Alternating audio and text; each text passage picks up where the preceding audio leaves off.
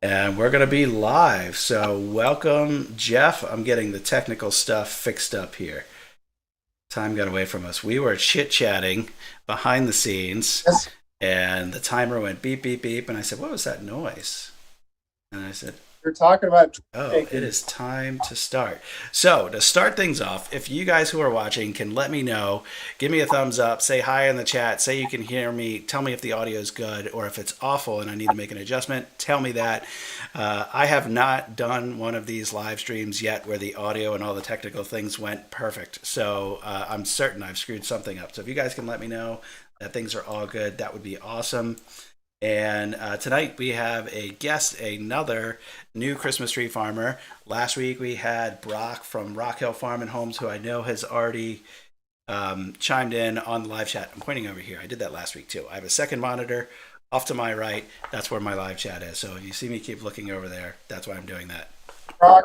Um, yeah, so last week we had Brock. He just put his first trees in the ground this year, and I think he said he did 240 of them. And I am in just my second year. I've done four plantings because we've done spring and fall plantings, so I'm not that far ahead of these guys. And tonight we have Jeff Watkins, Watkins Tree Farm, another Kansas new grower. Um, Brock last week, also from Kansas. So welcome, Jeff. Glad to have you. Yeah. So to kick it off, I'll give kind of my half of your introduction, and then you can give your half, which is kind of the meat and potatoes. But you and I kind of met through YouTube. I think, reached out to me first, if I recall correctly, and introduced yourself and told me about your channel, and we had some commentary back and forth about some of our videos.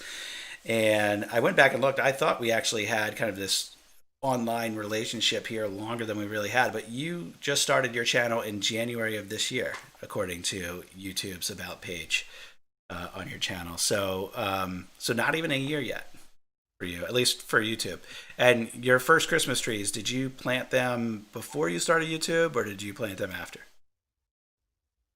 So, like you said, I started in January, and I've been wanting to do a tree farm for a while now. But we did it in January, and we did a spring planting in March. I think it was the end of March, somewhere in there. And we planted 100 Christmas trees.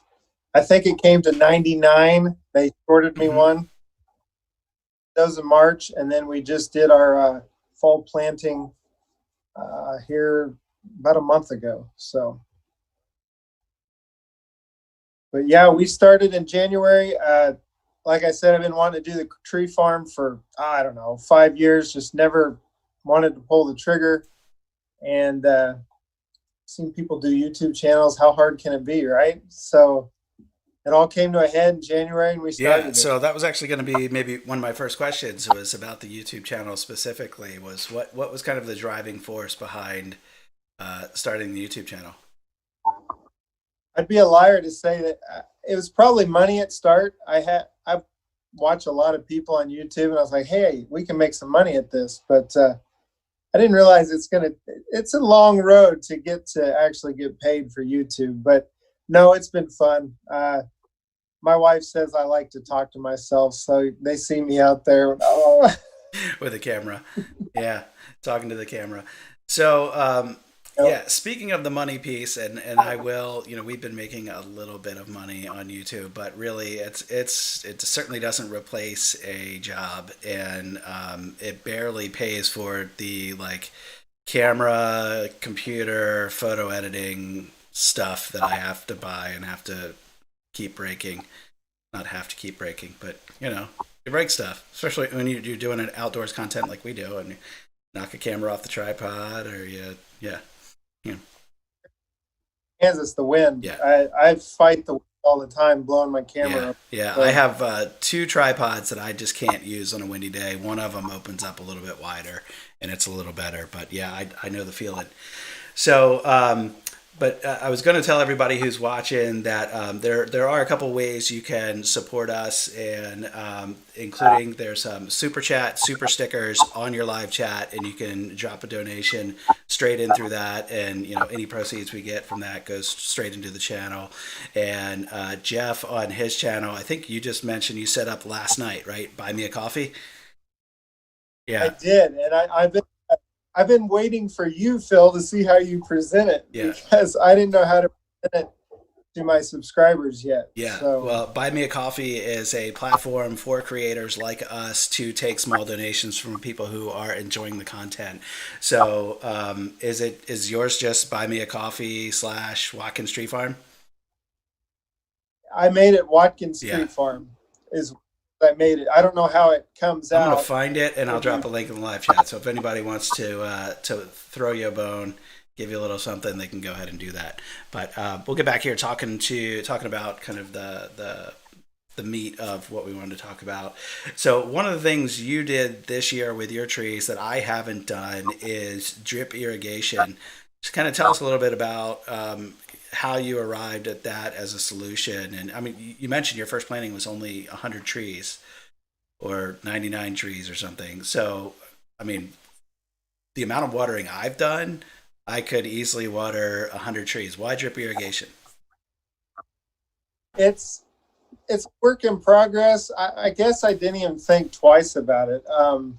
I just thought I do not want to get 100 buckets and water these all by hand. We moved to the country 7 years ago, and I planted a tree row with old cedar trees. And just the memory of bucket after bucket after bucket, I didn't want to do that again. Um, I will tell you though that drip irrigation, I don't know what it looks like when I start planting 300 trees, 500 trees. Um, it's 0.700 diameter black tubing, and for 100 feet, it's 15 Mm-hmm. bucks. So it's going to get expensive, but if you do it a little bit at a time, uh, it's not too bad. But just like today, my trays were getting a little dry, and I was able to water 200 trees in 45 minutes. Mm-hmm. So pretty efficient if you get it set Yeah. up. The drip tape I know is one solution that a lot of guys use. It's a lot more affordable because you're using the black piping that you have to manually press an emitter into around every tree. And And the thing I did find out this last go around in the fall is they have a flag that when you put the flag in, it regulates the water. So I would before was doing a hose barb, a hose, and then the regulator. Well, I got rid of one of those components, and just the flag will regulate it. nice. So that helped. Back to the live chat here. Hillside Christmas Tree Farms here tonight. Hey Tony, he said, yeah, stupid tripod fell off the golf cart and broke. Yeah, we all make costly mistakes. I had one the other week. I didn't film it, but I ran a chainsaw into some nails in the wood, so that was $30 that I'll never get back for a new chain. But it's part of the game. Part of the game. Okay, so The only thing I did find, you were talking about that tape. The thing I found about that tape was it's only like every 6 inches, and maybe at the most every foot. The pre yeah. hole. The stuff I was looking already had holes I have in seen it, some and it was suppliers you like, can get up to 36-inch tape. So then you're dropping water where you don't have a tree if you're doing every 6 feet. But um, right. that could end up working, and that was the one I was considering because I have our trees. Well, some of them at 6. We did some early on at 7 foot. Um, We're doing 6 foot spacing right now. I think I saw you're doing 7. I was thinking with my next planting, I might squeeze it out to 7. I don't know, depending if I ever get that tractor, yeah. Uh, give me more well, room. we started at 7, and then our second and third planting we did at 6. And then the most recent planting we did at 7 again because we used the transplanter and the spacing wheel, the measuring wheel that came with that was 7 foot. So even though we were borrowing the transplanter, I looked into and I was thinking about getting a measuring wheel for 6 foot to go on the transplanter, but they're like $500 just for the measuring wheel, and I was like, yeah. So on that transplanter, did I hear it go ding a ding ding or make some kind of Yeah, noise? there's an Well, audible kind of clank every revolution of that wheel in the back, and that's when you know to drop a tree. I thought I heard something. Yeah, Okay. so it was like a spring-loaded thing. So it was like every revolution you'd get a loud clank, and at the half revolution mark there was like a spring, like a more subtle metallic noise. And when we were first Right. starting, we were like putting it down. We're like, oh, there's a noise. Put it down. Put it down. And then we realized that was way too fast, and we only did that for a couple trees. Um, so we kind of quickly figured that out. But it was the louder clank was when you dropped the tree. Yeah. So Well, we're still doing it by hand. yeah, and we did plenty of that too.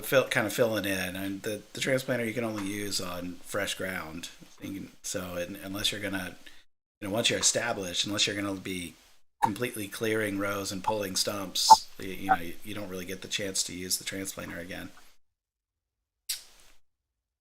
So, you guys who are watching, and there are a bunch of you guys watching, if you have questions for either of us as we're going through this, we're going to try to monitor the live chat and field as many of your questions as we can. And I always like having the live questions because I don't know, they at least seem to be a lot more interesting than the questions we had prepared. So, I was going to add. I was going to add to a little bit of what you said in the beginning.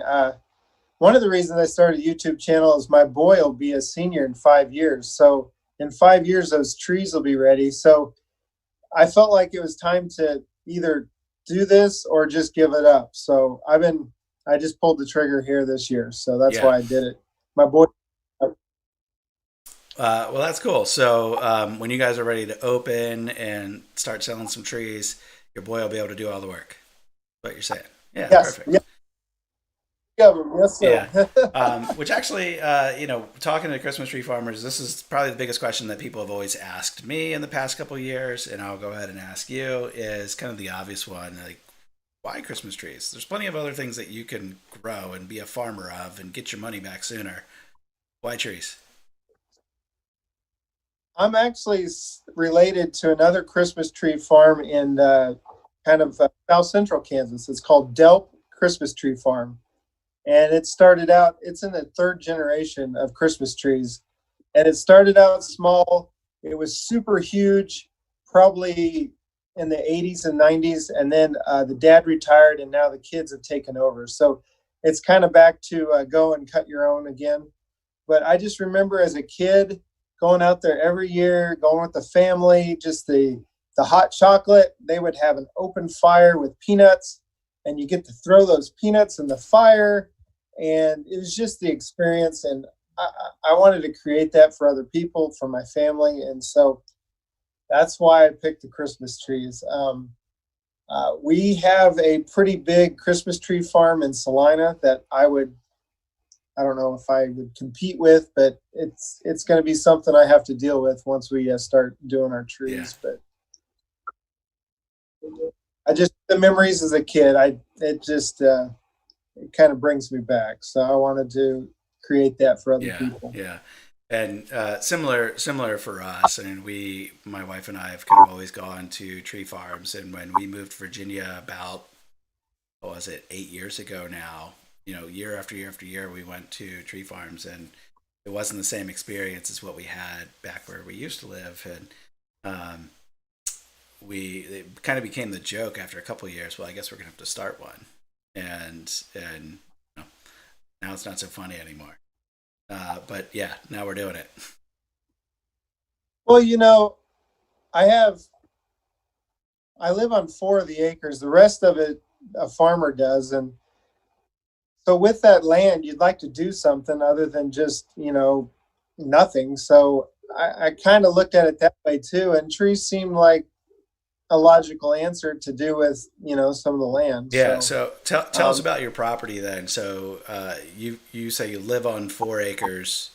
Is that where the trees are now, or are they somewhere else?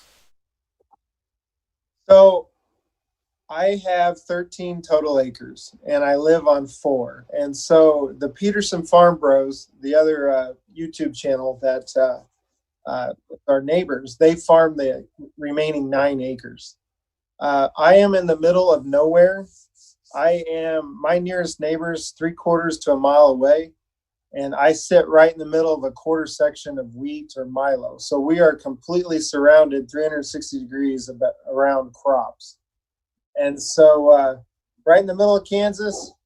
Uh, and so our trees are just off to the west of our house. So we're all together. You and I have talked Yeah. about that So, do you before. have any plans of kind of expanding the trees into some of what's currently being farmed, or are you going to keep it all right around the house? So it's a working deal with the farmer. And I've talked to him about, hey, every year I'm going to kind of take over maybe an acre as we start expanding. And so it's kind of just an agreement or an arrangement that we have that we're going to work together. Because personally, I don't have any of the equipment to take care of the remaining 8 acres. I mean, we would have weeds so high, and don't have a mower. I don't have any way to take care of the land. Yeah. So it's just me, a rototiller, and a mower Yeah. right now. Yeah. I can relate. So, one of the questions that Tony Hillside Christmas Tree Farm asked: what are you using for the pump or water supply for your drip irrigation? Well, it's not good, but I have a well. So this well is separate of the water that we have in our house. So our house is hooked up to rural water. You guys heard of that, right? But we have a well just next to our house, and so the previous owners, that well has no expansion tank, no switch. So when you turn that switch on, it's full bore water all the time. So what I've done on the irrigation up until the fall was I ran a sprinkler to relieve the pressure so I wouldn't blow all my Mm-hmm. fittings out. Does that make Mm-hmm. sense? So the previous people had this pump hooked up to a bunch of hydrants, and I have 8 hydrants, I think, throughout the property. And the closest hydrant is just off to the south of the house. And so I've got about 100 feet of hose, and I do a quick connect to my irrigation for the Mm. trees. So now in the fall, I hooked up 90 trees to each grid. So the 90 trees take enough pressure off of that pump that I don't have to run an extra line somewhere else just dumping Yeah. water. So So there was another channel I watched, DeHaven Family Farm, Dehaven. He did a drip irrigation video and showed how they use. There's some sort of like inline pressure regulator, so that might be something to look into. It's just like a relatively small thing and probably not terribly expensive.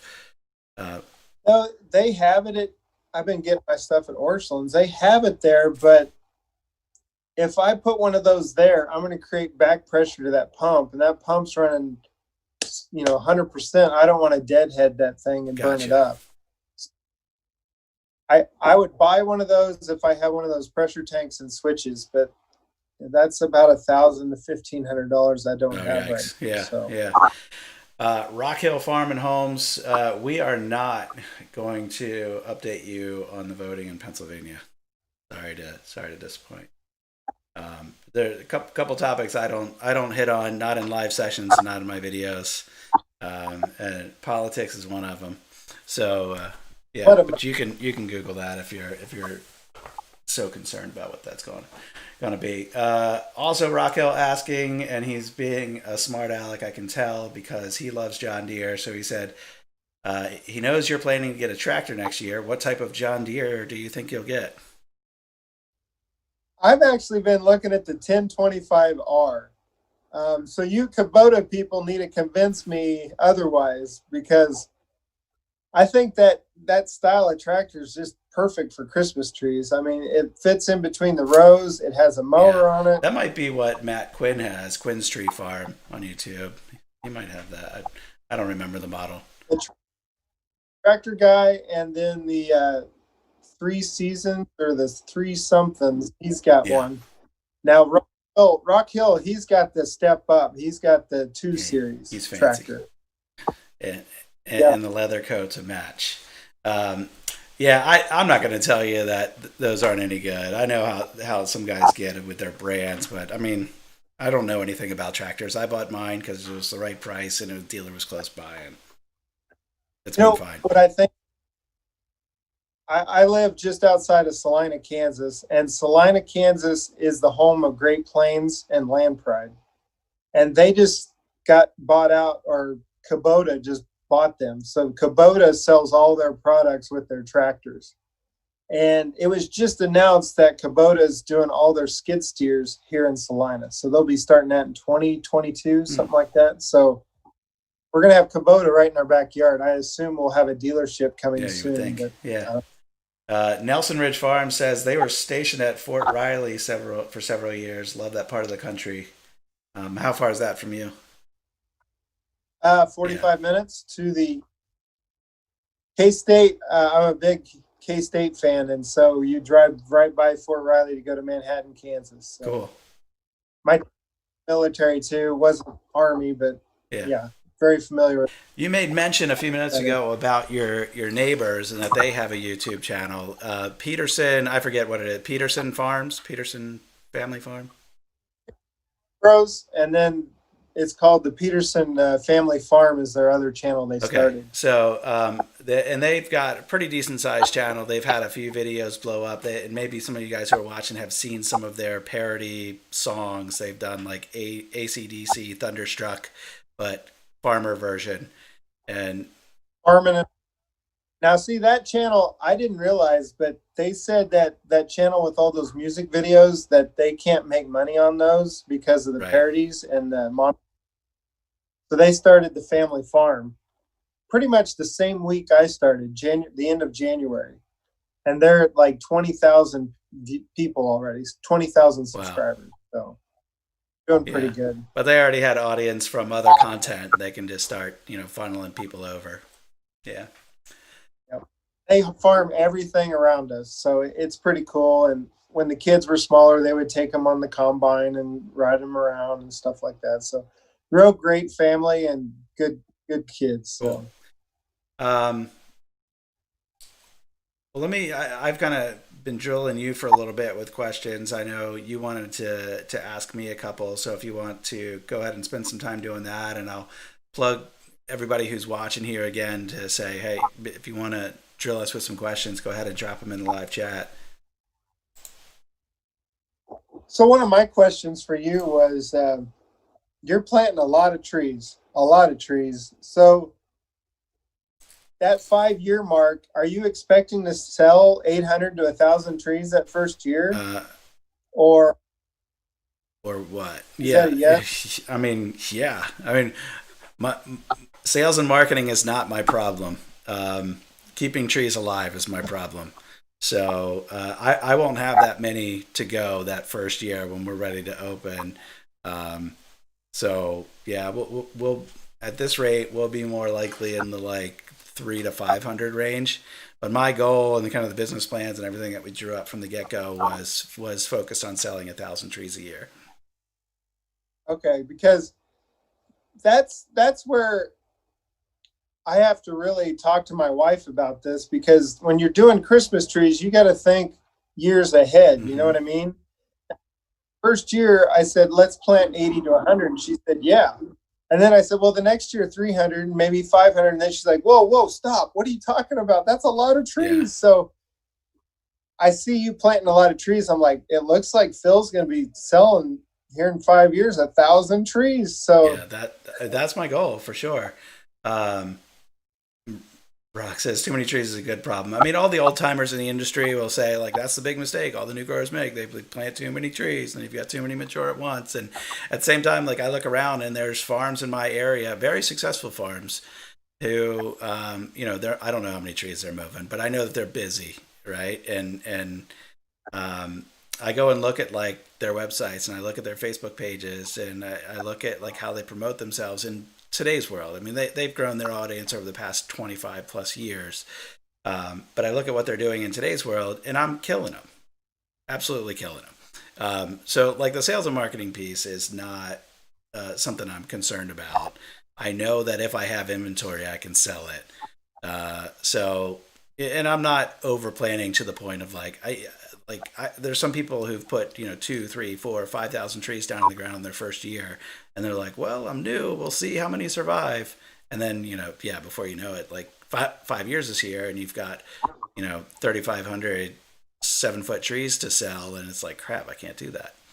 But the fact that we're planting several different species, and we've had so many losses, and we've also just bought like all different sizes of seedlings, so now we're already at a point where we've got trees of all different heights. There's no way we're going to have in any given year too many coming to maturity. So that's just not a concern that I have. But I mean, it's possible that that could happen. But I mean, we kind of set out from the get go that we wanted to have, quote unquote, a real business. That's what I call it. I didn't want this to be just a hobby. I wanted it to, effectively like replace an income. And 1,000 trees is kind of that minimum number. If you're selling them for $60 to $70 a tree, you do the math. Um, Anything less than that, Yeah. you've got a hobby. You've got, the same equivalent income that you could get working a, pretty basic job.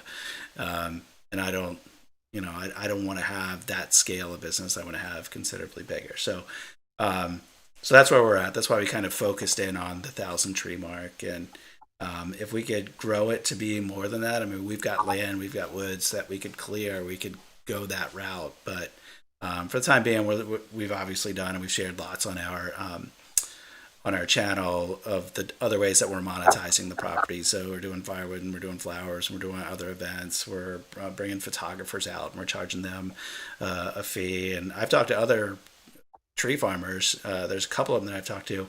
They almost do as much revenue for photographers as they do during the Christmas season selling trees. We had a photographer out here a couple weeks doing family pictures, and she was looking around, and you could tell she was like, "Hey, these trees would be good." Photographers like Christmas trees and family pictures and stuff like that. So Yeah, yeah. So I mean, the photographers they love the flowers, I mean, that we did, and just I mean, our property without anything special growing. The fact that we've got the pond right in the middle of the property. Um, it's a pretty piece of property. So we've had people come out, and they come out like when we have flowers growing, and they're taking pictures all over the property just because there's like really nice angles all over the place. And we've got the road that goes on the dam across the pond, and it's like overgrown with trees, and it's like this tree tunnel. Everyone loves the tree tunnel, and everyone gets pictures on the tree tunnel. We had an engagement photo there this year. So anyway, kind of got off topic, but the photographer thing kind of jacks me up because I'm like, if people want to pay me whatever, 30, 40, $50 an hour to come out and take photos, like, yeah, I'll do that. So on your trees, you don't irrigate, right? I mean, you just when it gets dry, you do either broadcasting or you did the buckets, right? Right. I don't have any drip, and I don't have any plumbed in irrigation, but we run hoses over the ground. And I mean, this summer we pumped loads of water. I even tried it. Actually, this was kind of a failed experiment because it oversaturated the ground. But we had that big 2-inch line that pumps from our gas powered pump, and we just let it run at the top of the hill and then just run downhill. And many of the trees that were kind of in that path, that flow path, ended up dying because the ground just got too saturated, and they didn't like that. Well, yeah, just to me, putting those trees in the ground and not having any way to water them. I mean, it gets 110 degrees here, and then it goes down to maybe, I don't know, 0 degrees in the winter. So I don't know. Yeah. We'll see. Purple Collar Life asked, do you anticipate being able to make as much money on the YouTube channel as on the trees once they're big enough? Do the trees get shipped all over the country? So 2 questions there. On the YouTube channel, I don't really have any plans for how big it could get. I mean, it's going to go where it goes. For right now, I'm going to pretty much just keep doing what I'm doing. It's kind of got a healthy little trajectory of growth, and we'll just see what happens. And any money that we make from it is awesome, but I'm really not counting on it. And at the same time, like I've been in the online space for my career now for over 10 years. I've seen plenty of things come and go, and I could easily see, monetization through YouTube also coming and going. So I'm really not setting myself up to count on it either. Right. Yeah. I it wouldn't hurt to have a couple $100 to offset things, Yeah. but you asked me in the beginning why YouTube, and another way is just to document my family, and you can look back at other videos. I know you've said that a couple times and seen your kids and seen the size of the trees and just what's going on. Yeah. So that's another. I think it's the new way. We used to take a lot of pictures, and go get them developed and put them in a picture catalog and all that stuff. So Yeah. now we just, you know, And then the other part of the question from Purple Collar Life there, do the trees get shipped all over the country? For what I'm doing, no. We're planning on opening solely as a choose and cut farm. So individual families will come and pick their own trees and take it home with them. Um, I'm not at this point forecasting or planning on doing any kind of wholesale sales. I actually had a phone. I get random phone calls and stuff all the time. I had one today. There was a guy that asked if we do wholesale, and then he went on to tell me in the same conversation that he's going to be planting 4 acres of trees and wondered if I wanted to buy his trees. And I'm like, you're asking me if I'll buy your trees like 7 years from now? I don't think he realized that's how long it takes. But I told him when he has trees ready, call me back, and if I need trees, I'll buy them. that's the biggest question is when will the trees be Yeah. ready? So I tell them, I think 5 years. I mean, that's what I usually Minimum. tell them. Yeah. So, Yeah, I mean, depending, there's obviously a lot of factors, but you could probably average it out to like a foot a year on most trees, and some of the firs and stuff might be a little slower, but yeah, if you bought them when they're 18 inches tall or 12 inches tall, and you can get a foot a year out of them, you do the math. It's going to be a while.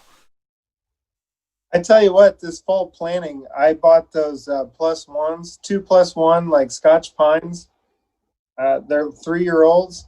I don't think I'm going to get anything other than that. I mean, they didn't even have any shock of the planting or nothing. I mean, they look good. I've got 100% so far this fall. I mean, been really happy. Yeah. So Let's see, Hillside Christmas tree. He disagreed with the previous statement about too many trees. It's not a problem. Um, his dad and grandfather overplanted, and they had to cut and burn so many trees. So that's the risk if you overplant, is that you're just going to have to call those trees. And shelter. yeah, I mean, I don't know. When it comes to selling, I'm a hustler, man. I'll call every church, Boy Scout group, Lions Club, whoever, and sell them cheap as a fundraiser before I burn them. Yeah. So if it turns out I can't sell the trees I'm growing, that's the game plan. One of the questions I had for you was, how did you find the cut trees that you use at your tree farm? Was it very hard? I'm sorry. I'm not gonna lie. I was reading a comment when you asked the question, so ask it again. Your cut trees. Yeah. How did you go about finding someone to provide cut trees? Because the struggle I have is, if I find someone around here, they're going to be my future competition. Are they really going to want to help me? Or do I need to go further like Kansas City and find some cut trees? Yeah, I mean, there's people, there are tree grower groups on Facebook and stuff, that. And there's people in those groups that are shipping trees hundreds and hundreds and hundreds of miles. And for the folks down south who can't get firs, I mean, they're shipping trees potentially thousands of miles, or 1,000 or more. I wouldn't, maybe not thousands, but anyway, I wouldn't consider like your same state or same region as being far. I'd say that's probably more typical than anything, at least my experience. But how I went about it, knowing that I was doing a smaller order, we're only doing 150 trees, and a lot of the wholesale farms, they only want to ship out truckloads, which could be 500 to 600 trees, maybe 7 if they're smaller. And that kind of put us at a disadvantage in finding a supplier. So I was literally, my first year, I set up a big spreadsheet and I called every farm I could get a phone number for within 3-4 hours. Actually, we ended up going farther than that because we didn't get any answers within 3 or 4 hours. Um, so that's how we went about it. And I set up a spreadsheet, and we marked in that spreadsheet the last way we contacted them, whether it was like through their website contact form or an email or a phone, and on what date. And I mean, we were just hounding people, and the vast majority of people like just wouldn't respond. And like I mentioned before, like uh, I don't put up with non-response, so I just like keep drilling them. It's like twice a week. You get an email, you get a phone call, I leave you a voicemail, and then after 4 or 5 times of not getting back to me, I'll send you an email that says, "Hey, I emailed you on this date, this date, this date, and I left you a voicemail on this date. I haven't heard anything. Do you want to sell me some trees or not?" And most of the time, when you say something like that, kind of being a jerk, but it say it like that, most of the time you get an answer. It's like, "Sorry, we're not taking orders." It's like, "Oh, okay, good to know. Now I can cross you off my list." Um, but you just never know. Like maybe somebody wasn't getting all of my emails. Maybe they weren't getting my phone calls. Maybe they don't check their voicemail. Like so, I just keep trying, and that's how I ended up finding the one that I found. And it was a small grower, and that's who we're getting trees from again. It's a small grower, and he hasn't been able to commit to me that he'll be able to supply me forever. So I still have like you know, this risk of like maybe I can't get trees next year. Trees did you order this year? We actually got a few less than last year. I think we did like 130 something. Yeah, not a lot. Small order, keeping it small. And we'll still, we'll make a nice little profit, a few $1,000, and really my goal is to kind of just introduce people to our farm, get people to come out there to the property, and know that we're going to have trees of our own for sale in the next few years. So, and it helps offset the losses a little bit. Let me hit up some of these questions in here because there's some good ones. So one, what is the benefits of cutting cut trees from nurseries and reselling those? That's trees from this. I mean, aren't you doing it so you get the people to come to your place and have the experience and develop? Yeah, if I understand the question correctly, yeah, that's what I mean. I'm buying from other tree farms. I was getting tripped up on the word nurseries there, but I'm buying from another tree farm who's a choose and cut tree farm just like me, but they're 4.5 hours away. Um, and yeah, that's the goal is to I mean, there's numerous goals, but we're getting experience as sellers. We're figuring out how to lay out our property, some of the logistical things of getting people in and out. There's a lot of like experience things that we're getting through doing this as well. And then, yeah, we're offsetting losses in our first couple of years here, and selling a few trees certainly helps with that. Same time, your customers are developing a relationship with you and a tradition, and here in 5 years they'll be able to cut their own tree from you. Yeah, so exactly. that's what we're for also is try to do some pre-cut trees next year. Every opportunity you can get people out to your property to take some photos and share those photos on Facebook and Instagram, and they're advertising for free for you.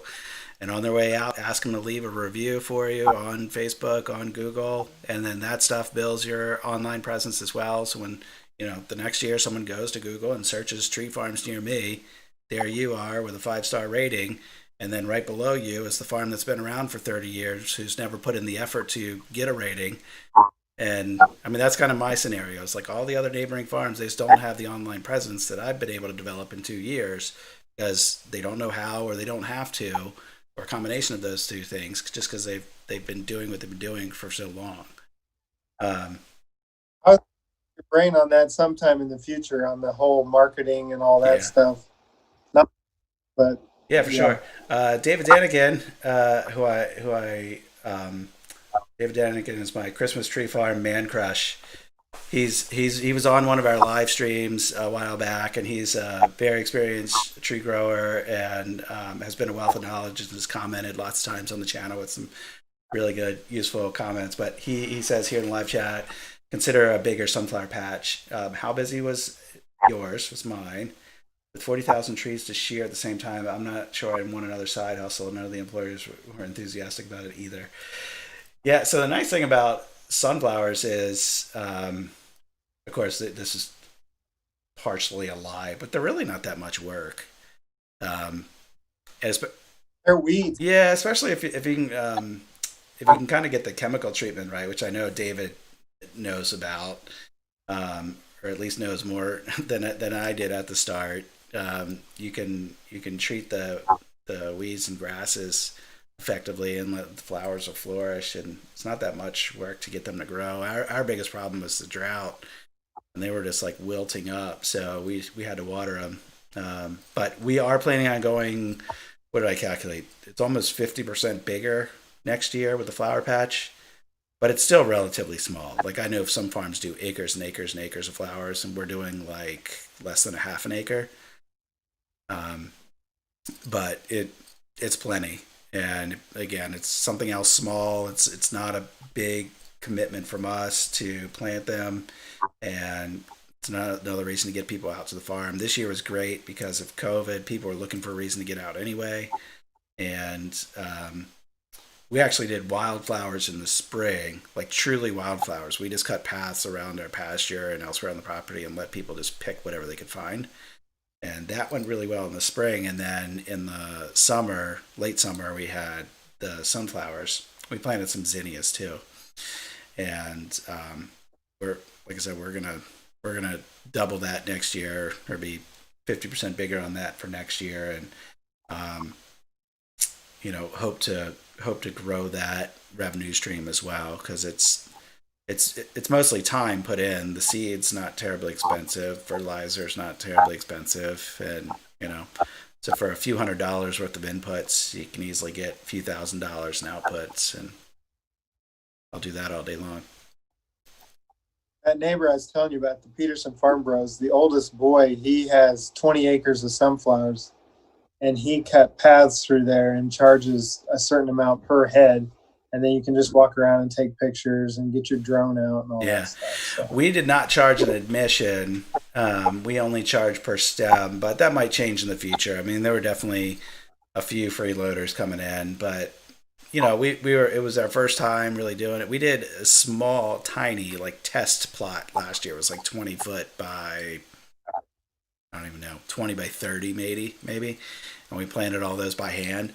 And we're like, okay, we can grow sunflowers. So then this year we ramped it up compared to what we had done the previous year, and next year we're going to ramp it up even further. So, The one thing that when you said freeloaders is the one tree farm around here that, like you said, it's been here for, um, they're super expensive. I mean, trees are just flipping ridiculous. I mean, it's getting to where people don't want to pay that much for a Christmas tree. So my wife and I were like, well, let's figure out a number that we're comfortable with, in 5 years, and we could undercut these guys. And we're not out to make a bank, but to sell a tree for $80 to $100 a tree seems a little ridiculous to me when you can go get one at Menards or whatever for 30, 40 yeah. bucks. So, Well, I mean, there's definitely there's an education thing there. Menards is buying from a wholesaler who's cutting now, right? Like there's videos on Facebook and on Instagram of big farms cutting trees out there now,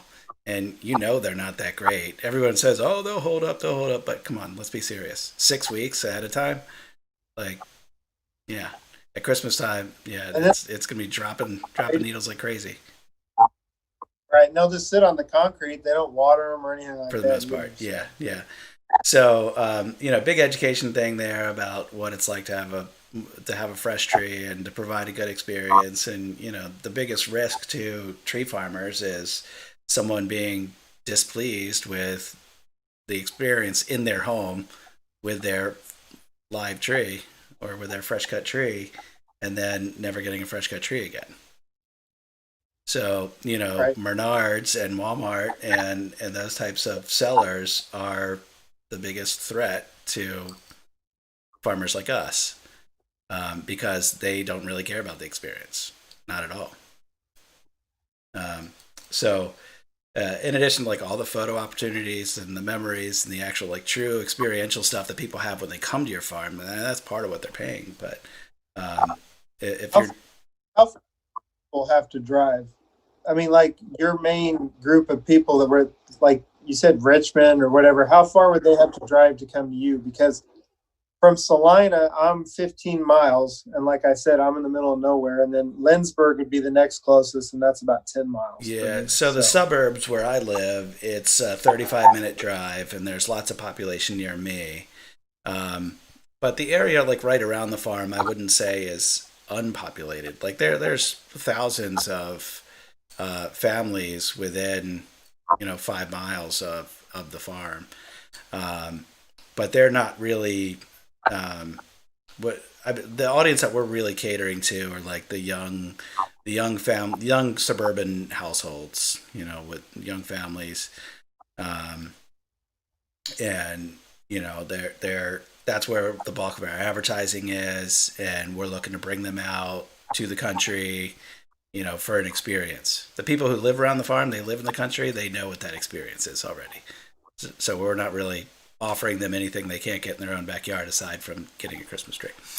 Um, so yeah, what we're really selling is to the suburban households, and there's tens of thousands of audience um, within 45 minutes easy, and there's no alternatives within 45 minutes either. So there's like two other tree farms that they could choose from within about the same distance. You're going a slightly different direction to get there, but it's about the same distance away. We're the only ones doing fire pit. We're the only ones doing crafts. We're the only ones doing s'mores, hot chocolate. The other farms, and this is part of the reason we started. Um, they grow a nice tree and they're nice family run farms, but it's just kind of like a show up, get your tree, have a nice day kind of experience. And we're trying to do more than that. that they're kind of missing the point on that deal. So, Yeah. David Danigan says he's shipping trees to customers in Kansas this year. Also, the tightest market for wholesale trees he's ever seen. Everyone is sold out, and that's what we see in the Facebook Christmas tree growers groups. Um, I mean, there are people almost every day coming in that group, and has been for weeks, saying, "Hey, I'm looking to get 200 trees here, 300 trees there, a truckload of trees here," and the responses are, every once in a while somebody's like, yeah, maybe I can, or maybe you can talk to so and so, maybe they can help you. But there's no like overwhelming um, wholesale audience out there looking to unload trees. That's for sure. I need to start looking for trees for next year about now, then, Yeah, right? I'd probably say let everybody get through the season and start calling them. And some of them will say, well, we don't know yet. We got to wait until we shear, and then you got to call them in the summer, which then it's like high anxiety time, because it's like, man, I need to know now if I'm getting trees or not. Like, I don't got time to play around. But I guess that's the timing is, after they shear, then they kind of know their inventory. And eh, Yeah, we would only get 100 to maybe 200 trees also. So, like you said, you would be short of a semi load. So, yeah, and then for us, for that size order, the shipping, dramatically changes the per unit cost of the tree. So like our first year, we just rented a box truck and went and got them ourselves because that was the most economical way to do it. Now it took us like literally a whole day wasted for my wife and I. So this year we're like, yeah, we could probably find something better with our time. So we're hiring a shipping company to do it, and it'll cost us an incremental like $400 more than it cost us last year, but we'll have our time back that we can do something else. right. Yeah. So I'll throw it out to the live chat if anybody has anything else. We still have, looks like maybe 12 live viewers. So I know some of you guys are still watching here, but Jeff and I don't have much else prepared to discuss. So we're waiting for you guys to pepper us. I'm going to drop Jeff's link in here again. If you guys want to buy Jeff a coffee, this is where you do it. Go over there and help Jeff out. He doesn't even have a tractor yet. Let's call it Jeff's Tractor Fund. If you can get like $180 a month through Buy Me a Coffee, you can finance your little 10, 20, whatever tractor, right? Right. All I right. like that. I'll take subscriptions too, There there, you go. Phil. What's your favorite video you've made so far? Jeff, I'll give you that. I'll let you noodle on that for a My second. man,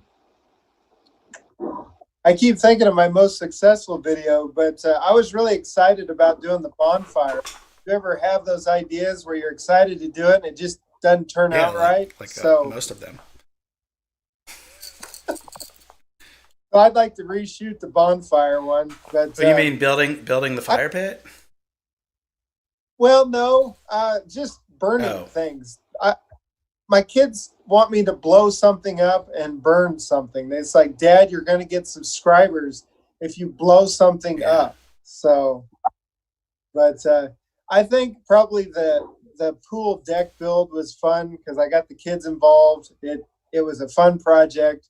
It was very popular on YouTube. I think 24,500 people watched that one video. So that was probably the funnest one that I did because it was successful. And you know, some of those videos they just turn out hmm well. You know, when you start putting them together, it just all comes together. yeah. So I've kind of spent a little bit of time in recent weeks going back and watching some of my past videos and just trying to figure out, for some of them maybe what made the video do well, and for others I'm just watching just to see like, you know, what I could have done better now that I'm more aware of what maybe does better. And I mean, I watch videos from a year ago and I cringe. I'm like, man, they were not that great. Um, but so most recently here, I really liked how um, it was actually last video or 2 videos ago where I was raking leaves with a tractor. I did like the intro of that video. I'll call that like Outdoors with the Morgan style, if you want to call it that. Like where you kind of do this extended intro before anyone talks and you just show stuff happening. And I had like slow mo of like blowing leaves. And I've probably watched that 30 times. I'm like, I think that just looks cool. Now, if anyone else likes it, I don't know, but I think it looks cool, and I want to end up doing more of that kind of stuff. But I can't say I have an individual favorite video, but there's like little segments like that where I'm like, I really like how that 45 seconds turned out. Um, and anyway, that's that's well, you know, a funny story is I look back at my old videos and you know I think the same thing, but I made a snow fence video. It was one of my first videos, maybe 4 or 5 videos in. It went kind of viral here last 3 weeks. YouTube picked it up, and I've gotten like almost 1,000 minutes of viewing on it in the last 3 or 4 yeah. weeks, and it's crazy. I mean, it's one of my older videos. I didn't even tell people to subscribe. The video quality wasn't that great, and so it is what it is. But Yeah. learn a lot from your old Well, and videos there's because definitely, I mean, that's probably more a seasonal thing than anything, right? Like nobody's putting up snow fence in July. So, no, so what I found, like no, last year, I rented a log splitter from Home Depot, and that was literally the title of the video. Was I rented a log splitter from Home Depot, and it did nothing after it published. That was in October of last year. It did nothing all through the winter and through the summer, but here just recently, within last couple months, last 6 weeks or so, it's picked up considerably. And part of that is that it's getting a lot of traffic from Google, because if you actually Google Home Depot log splitter rental, you'll get like Home Depot's listing on Google, and right below that's my video. Um, so I get lots of that kind of stuff, and that's totally seasonal. It's just more people are splitting wood this time of year than any other time, and it took some time for that video to show up on Google. It didn't show up immediately. So those things combined. on that pool deck build, I did that in May. So when I released it, it was going right into the summer. People are doing all that stuff. Well, now that we're done with summer, that whole thing is just no one's watching that video now. And so now with the chainsaw video, and my pedestal, and then that snow fence are the three videos going on Yeah. right now. I had So one, I think it was video 100 or 101, I forget. But I took down some trees that are now where my campsite is on the property. Before we cleared that campsite area, we took about down a bunch of trees along the tree line, and I actually got some good drone footage of like the trees actually coming down. That was another one where I'm like, I could watch that 30 times, like just slow motion, like trees falling from above. It's like coolest thing ever. But no one else really seemed to care. No one ever commented like, "Oh, that's really cool footage." But I like it. yeah, how do you get people to comment? I mean, God, it's like pulling teeth sometimes. So I try to comment on every one of your videos, and when you're a creator, comments and likes help your Yeah. channel. So I try to. Sadly, more than anything, it's like do something wrong, do something stupid, or say something that someone can disagree with. Like my most commented, most watched video is the complaints video about the tractor. And it's like people are just like pounding me because I shared something about the tractor that maybe some people don't like. Like, not the end of the world, right? But that's what gets people fired up is opinions. So I try to share that kind of stuff. If I got an opinion about something, and I don't get flamboyant with it or anything, but if I have an opinion, I'll share it. And other than that, like when I mess up, things that I learn along the way, and then I regularly ask because I don't know what I'm doing half the time. Like, so I'll just say, "Hey, would you guys do this different, or how would you handle this?" And people comment lots of that kind of stuff. And generally, people are pleasant about it. I don't really get. I mean, I get plenty of comments where I just like the voice that I read it in my head is just like grumpy old man voice, and it's just like you can just tell whoever wrote it is just like in a foul mood, and it's just like I don't even need to respond to this. But so usually if I respond, it's just like, "Hey, thanks for sharing. Have a great day." Like I don't, whatever. Yeah. I don't let it get to me. But yeah, You know, one thing I'd like to comment on is back to the pool deck build. I had people comment on they did projects just like what I posted. They sent me pictures of their projects. They sent me thank yous, all this stuff. So it's pretty cool that you can do stuff that affects people's lives. I literally So, had a random call today from a guy who's looking at buying a Kubota L3901 tractor, and he's watched all my tractor videos, and he was like, "I just wanted to talk to you and just pick your brain about this tractor." And I'm like, "Dude, I'm nobody, man, and I know nothing about tractors." So, like, but you're yeah. But yeah, I was driving up the road running some errands, and he talked to me for like 15 minutes about all the stuff he wants to do with his tractor, and I'm like, "Cool, man." Like, I mean, I told him what I thought, and based on what he described, I'm like, "Yeah, it sounds like that tractor would do it for you." But am I an expert on tractors, or am I qualified in any way to recommend something else instead? Like, no, I don't know anything else. I've got the blue tractor that came with my property, and I've got the Kubota, and that's it. Somebody asked Beth Watkins, any relation? that's my Yeah. wife. How do you come up with video ideas every week? I generally 90% of the videos are not ideas. It's just what we're working on the farm, and I'll try to turn it into something that's sort of interesting. But to me, 90% of it is just like it's what we're working on. So some of the stuff I'm like, I got to figure out a way to like make some interesting content. So like a while ago, I made a video splitting wood by hand, and I had like three different axes that I was comparing. And I'm like, let's do a comparison video. But realistically, knowing that I have like so much work to do around the property, spending 35 minutes filming a comparison video is not a good use of my time. Like, I've just got too much to do. But that video's done okay. So, was it worth it? Maybe. It's a struggle that I have is doing a video every week, because when you're doing projects other than the Christmas tree farm, that costs money.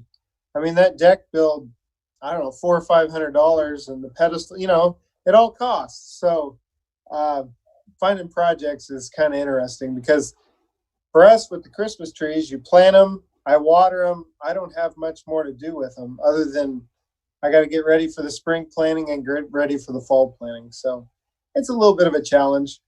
I'm going to do a little entrance bridge and stuff like that. But yeah, that's why she asked, because it's always a weekly discussion on what I'm going to do for the next Yeah. video.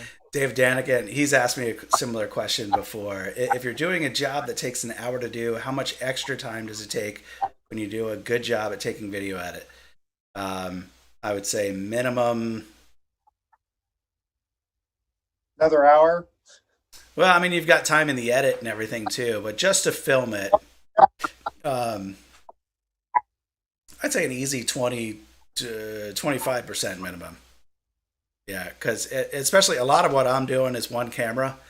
So, like, if you go back and you look at like every different camera angle, that's almost always me stopping what I'm doing, moving the camera, getting back on the tractor. So, like, sometimes you see like a sequence of me like driving my truck into the properties. There's like truck drives up to the gate. That's one camera angle. I open the gate. I move the camera down the hill. Truck drives there. That's another camera angle. I get out the truck. I go get the camera. I bring it down to the. You know what I mean? It's like every time you just picture like I just had to walk a total of 100 yards to get these three little segments that are going to last 8 seconds of my video. Right. Well, and sometimes when I'm doing a like a how-to or like a maintenance video, I usually end up doing it 2 or 3 times because I don't want to sit there and struggle. I want to make it look perfect, right, for YouTube. So I'm filming sometimes twice. Yeah, I've done a bit of that too. But yeah, I mean, filming the work that we're doing definitely adds time, no doubt. And there's plenty of times when it's just like we want to get stuff done, and it's a struggle to continue to want to film. October was the first month where I feel like there might only been one work day out there where I was just kind of like, yeah, I don't feel like filming. I just want to get some work done. And as a result, we put out 20 videos in October, which is more than we put out in any month ever. Were they all great? No, but we pretty much filmed everything that we did in October. There was a few exceptions. There was like just some mundane stuff where I'm like, I filmed taking down the tree, but I didn't film collecting all the branches and putting them on the burn pile. Anyway, like, hard to know what people want to watch. I mean, do people want to watch, like you said, cut that whole tree, or you just do the beginning and do the end and maybe a little bit in the middle? I mean, it's tough, but I know that I'm working with Rock Hill Brock, and we're going to go to each other's Christmas tree farms, and that'll be a video for each one of us. So we're working some stuff out to try to make some videos through the winter, because I know for me, the winter, I got to kind of change gears for the YouTube channel, because it's cold outside and my projects have all been outside. So got to switch some gears here. So you need a tractor with a cab on it. That's going to be more expensive. Yeah. There. More coffee, right? You got to chip into that coffee fund. Well, I guess I told my YouTube channel that I have the what's it called again? The coffee. Buy me a coffee. Buy me a coffee. Yeah. Well, Jeff. Well, my have morphed to. I usually do like a outdoorsy, maybe the animals in the beginning, and then I do like a sunset at the end. So I was out looking for stuff during the week to throw into a video. So that's been a challenge also. Yeah. But I enjoy life as a creator on YouTube. So we shared some of the intimate details with people that are watching. It's work. There's some people making money on YouTube, but it is work. Anyway, Jeff, it's been a pleasure. Great to spend some time with you and get to know you a little bit better, and hopefully introduce you to a few people watching who have never seen you before. And I don't know, who knows? Maybe somebody will buy you a coffee. So thanks for spending some time with us. Wish you all the best, man, and good luck with your trees. Good luck this winter, and I'm sure we'll keep in touch. But keep me posted on how things are going. Yep. Thank you, All right, Phil. everybody that's out there watching, thanks, guys. Hope you have a great evening. Thanks for spending an hour with us, an hour plus at this point. Thanks for all your comments in the chat. And if you want to see more of this kind of stuff, drop me a note and let me know. I kind of like doing these collaborative Q&A things. They're at least somewhat interesting to me. I don't know if they're interesting to you guys because no one's told me.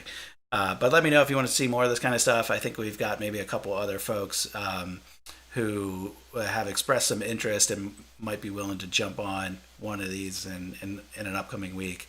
So, David, thanks for answering your question, of course. Happy to. So, thanks for watching again, guys. And until next time, see you on the next one. Bye, everybody.